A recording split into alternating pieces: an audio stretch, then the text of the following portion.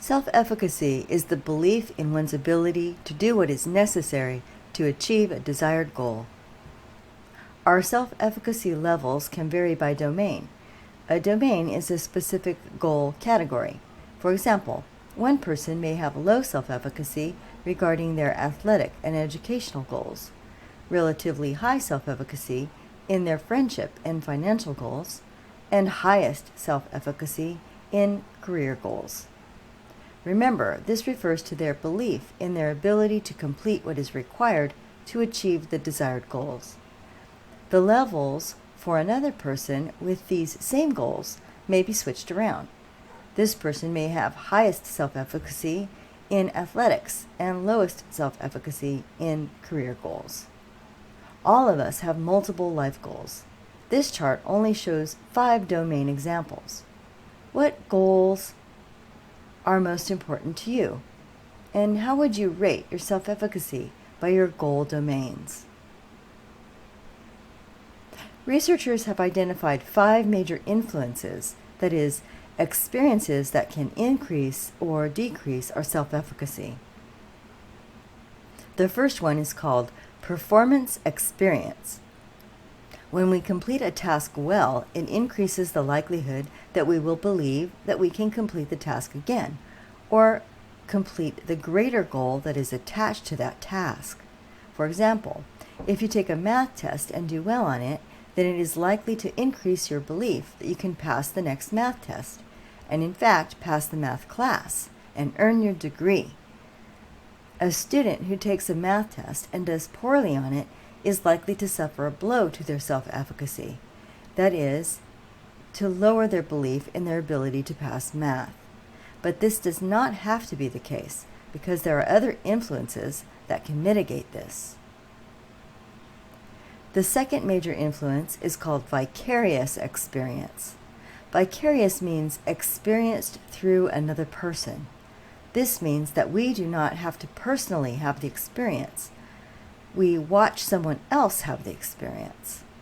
Watching others do well or fail can influence our belief in our ability to do well or fail at that task. Vicarious experience is most powerful if the person we are observing is like us. Watching your big brother be the first one in the family to graduate from college, for example, can boost the self-efficacy of other family members in the area of education domain. Perhaps the older brother failed his first math test, but went to tutoring and formed a study group to end the class with a B. In this way, vicarious influences can override the performance experience of a family member who fails their first math test. This is why role models are so important.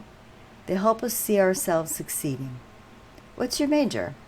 Who are the people like you who are working in that field? The third major influence is called social persuasion. Our belief in our abilities is influenced by the feedback that we get from those around us. If those around us are encouraging us and saying things like, "You can do it," or coaching us by offering suggestions for improvement, coupled with confidence in our ability to improve, we are likely to believe in ourselves. This works best if it comes from a trusted person whom we believe is sincere in their feedback. Of course, this also means that our self-efficacy can suffer if those around us, or society at large, is telling us that we cannot achieve our goals. The fourth major influence is imaginal experience. Visualizing ourselves achieving our goals helps to create a positive mindset. When you close your eyes, can you see yourself completing the necessary steps to achieve your goals? If not, keep working on it and use the other influences to help you by finding a role model or a coach to provide you with support. The last major influence is called physical and emotional states. This one has to do with the way that we experience our physical and emotional sensations. We can easily let anxiety get the best of us when, for example, engaging in public speaking or taking an exam. When our heart starts to race, our palms get sweaty, and our breathing gets shallow and quick, We often will engage in negative thinking like, I can't think straight, I can't do this, I'm going to fail. In essence, our self-efficacy takes a dive. Understanding that anxiety is a natural response to facing challenges can help us reframe our body's natural response. When the keynote speaker at graduation a few years ago told me that she was nervous about her speech, I said to her, "You're not nervous. You're excited to share your story. You're excited to be here. You're well prepared and you're going to be fabulous." She said back to me, "Yeah, I am excited to be here." The point is to harness the energy and use it as fuel for the task at hand. We can also use what we know about the body's response to stress and learn ways to take some control over our anxiety level. For example, taking slower and deeper breaths will slow down your heartbeat. And of course, we need to counter emotionally negative thoughts with positive thoughts. Replace "I can't think straight" with "I can do this. I need to focus on my breathing for a minute and remember that I am prepared for this," or something like that. This takes practice.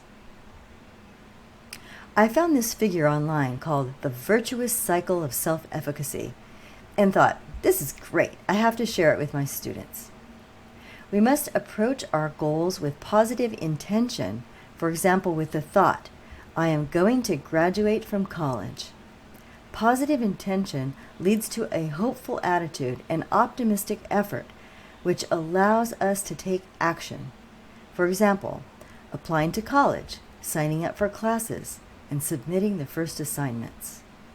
The result is one small step toward achieving the goal, and completing that one small step gives us confidence and fuels more positive intention, hope, and action. The more assignments you complete, the better you'll get at completing college-level assignments. With improved performance comes increased self-efficacy. With practice comes mastery. Keep at it and achieve the goal. There's some interesting research on the influence of self-efficacy and test performance on class preparation. In one study, I know I should give you the citation, but I can't remember what I did with it. They gave students a self-efficacy scale to see how much they believed in their own ability to pass a class.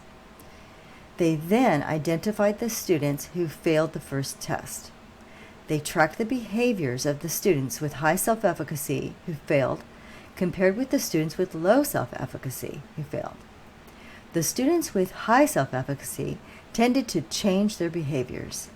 They did things to improve their test performance. They visited their instructors during office hours. They attended tutoring. They formed study groups. They continued to attend class, etc. The students with low self-efficacy showed evidence of giving up. They were absent from class. They did less of the reading. They didn't complete the homework, etc. As a result, the students with high self-efficacy did better on test 2, but the students with low self-efficacy failed test 2 also. This illustrates how powerful self-efficacy can be in goal achievement. We have to believe in ourselves when we succeed, and more importantly, when we fail. We need to identify positive role models, find people who believe in us, imagine ourselves achieving, and manage our physical and emotional states. Dr. Albert Bandura, psychology professor emeritus at Stanford University, studied self-efficacy for many years. He is shown in this picture receiving the National Medal of Science in 2014 from President Barack Obama. One of Bandura's most famous quotes is, "Self-belief does not necessarily ensure success, but self-disbelief assuredly spawns failure." I am Dr. Marianne Valentino. I have been teaching psychology at Fresno City College for over 20 years, and I believe in you.